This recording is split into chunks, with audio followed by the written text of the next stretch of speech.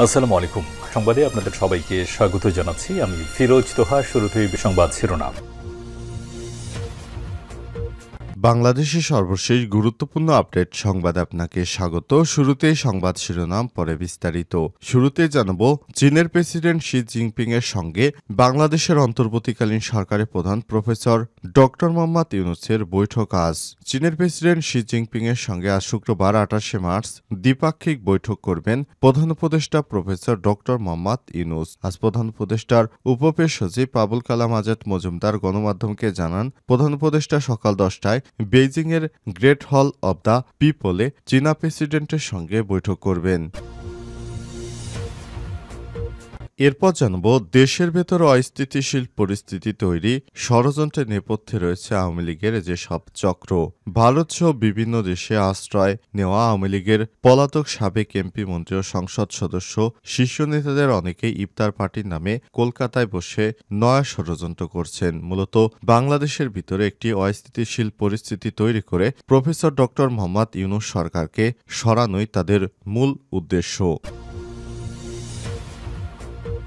এদিকে সেনা সদস্যকে মারধর, অপহরণ এবং বিএনপির ৮ নেতার পদ স্থগিত। বালুমহলে দরপত্র নিয়ে সেনাবাহিনীর এক সদস্যকে অপহরণ করে নিয়ে যায় বিএনপির নেতারা। এরপর তাকে মারধর ও তার মালামাল ছিনিয়ে নেওয়ার অভিযোগে বিএনপি এবং অঙ্গ সংগঠনের ৮ নেতার প্রাথমিক সদস্য পদসহ সব পর্যায়ের পদ ৩ মাসের জন্য স্থগিত করেছে কেন্দ্র।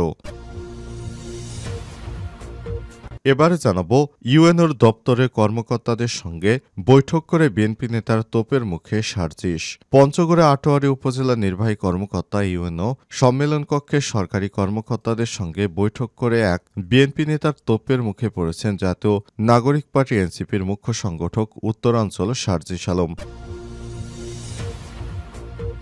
এদিকে ঈদের ফিরতি ট্রেন যাত্রায় আজ বিক্রি হচ্ছে ৭ এপ্রিলের টিকিট। ঈদ উল ফিতর পরবর্তী ট্রেনে ফিরতি যাত্রার ট্রেনের আসনে অগ্রিম টিকিট বিক্রি শুরু হয়েছে। আগামী ৭ এপ্রিল আন্তনগর ট্রেনের টিকিট বিক্রি হবে আজ ২৮শে মার্চ থেকে।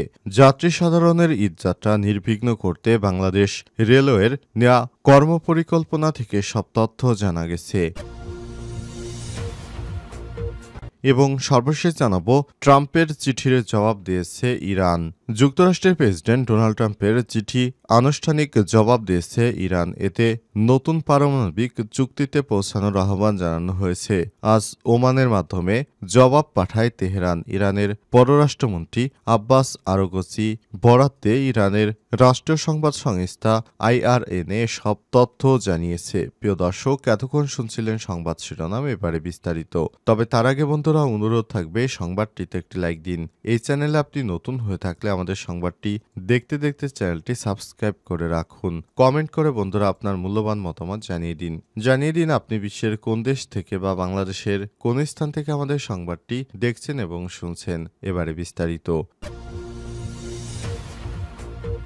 শি জিনপিং এর সঙ্গে ডক্টর মোহাম্মদ ইউনূসের বৈঠক আজ। চীনের প্রেসিডেন্ট শি জিনপিং এর সঙ্গে আজ শুক্রবার ২৮শে মার্চ দ্বিপাক্ষিক বৈঠক করবেন প্রধান উপদেষ্টা প্রফেসর ডক্টর মোহাম্মদ ইউনূস। প্রধান উপদেষ্টার উপপেশ সচিব আবুল কালাম আজাদ মজুমদার গণমাধ্যমকে জানিয়েছেন, প্রধান উপদেষ্টা সকাল ১০টায় বেইজিংয়ের গ্রেট হল অব দ্য পিপলে চীনা প্রেসিডেন্টের সঙ্গে বৈঠক করবেন। এর আগে বৃহস্পতিবার বেইজিংয়ে পৌঁছালে প্রধান উপদেষ্টা প্রফেসর ডক্টর মোহাম্মদ ইউনূসকে বিমানবন্দরে লাল গালিচা সংবর্ধনা দেওয়া হয়। তাকে অভ্যর্থনা জানান চীনের উপমন্ত্রী ছাং। প্রেসিডেন্ট শি জিনপিং এর সঙ্গে বৈঠক ছাড়াও আজ বেলা ১২:১৫টার দিকে চীনা ব্যবসায়ী নেতাদের সঙ্গে ইনভেস্টমেন্ট ডায়ালগে অংশগ্রহণ করবেন প্রধান উপদেষ্টা। এছাড়াও একই স্থানে টেকসই অবকাঠামো ও জ্বালানি বিনিয়োগ, বাংলাদেশ 2.0 উৎপাদন ও বাজার সুযোগ সুবিধা, সামাজিক ব্যবস্থা ও যুব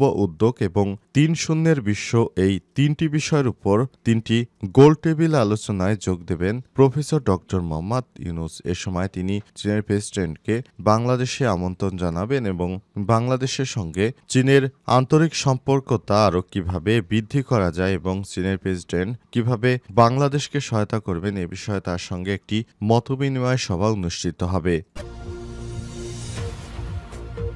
দেশের ভেতরে অস্থিতিশীল পরিস্থিতি তৈরি ষড়যন্ত্রের নেপথ্যে রয়েছে আওয়ামী লীগের যেসব চক্র। ভারতসহ বিভিন্ন দেশে আশ্রয় নেওয়া আওয়ামী লীগের পলাতক সাবেক মন্ত্রী, সংসদ সদস্য, শীর্ষ নেতারা অনেকেই ইফতার পার্টির নামে নয়া ষড়যন্ত্রে মেতে উঠছেন, মূলত বাংলাদেশের ভেতরে অস্থিতিশীল পরিস্থিতি তৈরি করে প্রফেসর ডক্টর মোহাম্মদ ইউনূসের সরকারকে উৎখাত করাই তাদের প্রধান লক্ষ্য। আমি ঘনিষ্ঠ দেশি বিদেশি চক্র এজেন্ডা বাস্তবায়নে এখন পুরো মাত্রায় সক্রিয়। ষড়যন্ত্র সফল করতে কোর গ্রুপ তৈরি করে ঘন ঘন বৈঠকে বসছেন তারা। মধ্য রমজান থেকে শুরু করে এখন পর্যন্ত অন্তত 5 দফা বৈঠকে মিলিত হওয়ার খবর মিলেছে। পালিয়ে থাকা আওয়ামী লীগ নেতারা ডক্টর মোহাম্মদ ইউনূসের সরকারকে হঠাতে বিদেশে বসেই দেশের মধ্যে নানা রকম অঘটন ঘটিয়ে সাধারণ মানুষকে সরকারের বিরুদ্ধে খেপিয়ে তোলা যায় সে বিষয়ে পরিকল্পনা চূড়ান্ত করা হচ্ছে। সর্বশেষ ষড়যন্ত্রের উত্তপ্ত করায় ঘিঢালার অবস্থা তৈরি করেছে ডক্টর মোহাম্মদ ইউনূসের বর্তমান চীন সফরকে কেন্দ্র করে। এই সফরে সবচেয়ে বেশি ক্ষুব্ধ ভারত, কেননা ঢাকা যদি এই মুহূর্তে ভূরাজনৈতিক স্বার্থ সুরক্ষার প্রশ্নে চীনের কবজায় চলে যায়, তাহলে ডক্টর ইউনূসকে সরানো বেকায়দায় ফেলতে বেগ পেতে হবে ভারতকে। নির্ভরযোগ্য একাধিক সূত্র যুগান্তরকে সব তথ্য জানিয়েছে। এ বিষয়ে জানতে চাইলে police AIG media Enamul Haque সাগর বৃহস্পতিবার রাতে যুগান্তরকে বলেছেন, আমরা কোনো রকম নাশকতার আশঙ্কা করছি না, তবে আগের চেয়ে গোয়েন্দা তৎপরতা আরও বাড়ানো হয়েছে। যে কোনো নাশকতা মোকাবেলার জন্য পুলিশ সবসময় প্রস্তুত রয়েছে, এমনটাই জানিয়েছে পুলিশের ঊর্ধ্বতন কর্মকর্তা। সেনা সদস্যকে অপহরণ ও মারধর, বিএনপির 8 নেতার পদ স্থগিত। বালুমহলে দরপত্র নিয়ে সেনা সদস্যকে অপহরণ করে মারধর ও মালামাল ছিনিয়ে নেওয়ার অভিযোগে বিএনপি ও অঙ্গ সংগঠনের 8 নেতার প্রাথমিক সদস্য পদসহ সব পর্যায়ের পদ স্থগিত করা হয়েছে। বৃহস্পতিবার 27 মার্চ বিকেলে বিষয়টি নিশ্চিত করেছে বরিশাল বিএনপির সদস্য সচিব জিয়াউদ্দিন শিকদার। কেন্দ্রীয় বিএনপির যুগ্ম মহাসচিব অ্যাডভোকেট রুহুল কবির রিজভীর স্বাক্ষরিত এক বিজ্ঞপ্তিতে এই তথ্য জানা গেছে। পদ স্থগিত হওয়া নেতৃত্ববৃন্দর মধ্যে রয়েছে বরিশাল মহানগর যুবদলের ভারপ্রাপ্ত সভাপতি মাসুদুর আলী, বরিশাল মহানগর মহিলা দলের সাংগঠনিক সম্পাদক ফরিদা বেগম, হিজলা থানা বিএনপির সদস্য সচিব অ্যাডভোকেট দেওয়ান মোহাম্মদ মনির হোসেন, বরিশাল জেলা ছাত্রদলের সাবেক সহসভাপতি বর্তমান যুবদল কর্মী নূর হোসেন সুজন, হিজলা উপজেলা স্বেচ্ছাসেবক দলের সদস্য মোহাম্মদ ইমরান খন্দকার, আলেকান্দা খান সড়ক এলাকার বেলায়েত, বরিশাল সদরের ইসাকাঠি এলাকার রুবেল ও গণপাড়া এলাকার জাহিদ। এদিকে একই দিন জাতীয়তাবাদী স্বেচ্ছাসেবক দল বরিশাল মহানগরের আহ্বায়ক মশিউর রহমান মঞ্জু ও জাতীয়তাবাদী স্বেচ্ছাসেবক দল বরিশাল জেলা শাখার সদস্য সচিব মোহাম্মদ কামরুল হাসানের প্রাথমিক সদস্য পদ সহ দলীয় সব পদ স্থগিত করা হয়েছে।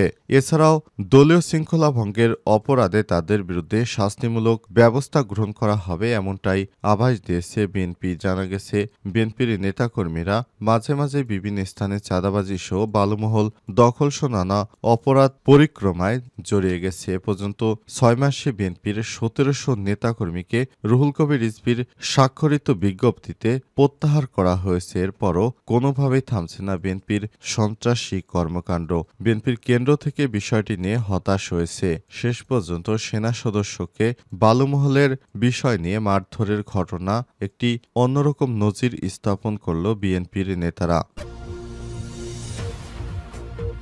ইউএনওর দপ্তরে কর্মকর্তাদের সঙ্গে বৈঠক করে বিএনপি নেতা তোপের মুখে সার্জিস। পঞ্চগড় আটোয়ারী উপজেলা নির্বাহী কর্মকর্তা ইউনিয়ন সম্মেলন কক্ষে সরকারি কর্মকর্তাদের সঙ্গে বৈঠক করে এক বিএনপি নেতা তোপের মুখে পড়েছে জাতীয় নাগরিক পার্টি এনসিপির মুখ্য সংগঠক সার্জিস আলম। বৃহস্পতিবার 27 মার্চ দুপুরে অনুষ্ঠিত বৈঠকটি নিয়ে উপজেলা পরিষদ চত্বরে বাকবিতণ্ডায় জড়ান এই দুই নেতা। তাদের বাকবিতণ্ডার সময় উপজেলার বিভিন্ন সরকারি দপ্তরে কর্মকর্তাদের দাঁড়িয়ে থাকতে দেখা গেছে। সার্জিস আলম ও মতিউর রহমান নামের ওই বিএনপি নেতার বাকবিতণ্ডার একটি ভিডিও সামাজিক যোগাযোগ মাধ্যমে ছড়িয়ে পড়ে। মতিউর রহমান আটোয়ারী উপজেলা বিএনপির বর্তমান আহ্বায়ক কমিটির সদস্য ও সাবেক সাংগঠনিক সম্পাদক বলে জানা গেছে। খোঁজ নিয়ে জানা গেছে, বৃহস্পতিবার দুপুরে সার্জিস আলমকে আটোয়ারী উপজেলা নির্বাহী কর্মকর্তার কার্যালয়ে গিয়ে উপজেলা অন্যান্য সরকারি দপ্তর দপ্তরের প্রধানদের ডাকেন। পরে তিনি ইউএনওর সম্মেলন কক্ষে তাদের নিয়ে একটি